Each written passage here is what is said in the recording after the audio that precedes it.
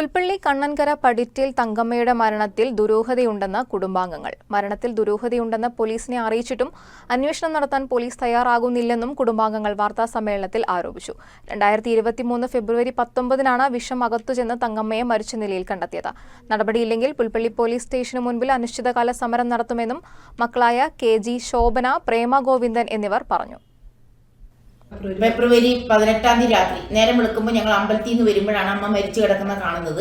അമ്മ മരിച്ചു കിടക്കുമ്പോൾ അമ്മ കട്ടിലല്ല കിടന്നിട്ടുള്ള, അമ്മ നിലത്ത് ഒരു ബെഡ്ഷീറ്റ് വിരിച്ച് കിടക്കുന്നതായിട്ടാണ്, തലയ്ക്ക് കയ്യും കൊടുത്ത് കിടക്കുന്നതായിട്ടാണ് കണ്ടത്. എന്നാൽ ഒരു ബലപ്രയോഗം ഒന്നും നടന്നില്ല എന്ന് പറഞ്ഞു. വിഷം കഴിച്ച് മരിച്ചതാണ്. ഞാൻ സ്റ്റോക്ക് വെച്ചിരുന്നു, വിഷം എടുത്ത് കഴിച്ച് മരിച്ചു എന്നാണ് മനോജ് സാർ പറയുന്നത്. ഞാൻ ഒരു 27-28 വർഷത്തോളമായി ഞാൻ ഇവിടെ ഒരു കൃഷി ചെയ്യുന്നില്ല. വിഷം മേടിക്കൽ എൻ്റെ വീട്ടിൽ അങ്ങനത്തെ ഒരു സാധനവും ഇല്ല.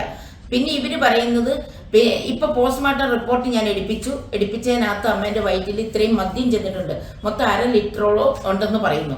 അതിനകത്ത് എൻ്റെ അമ്മ മദ്യം കഴിക്കാറില്ല.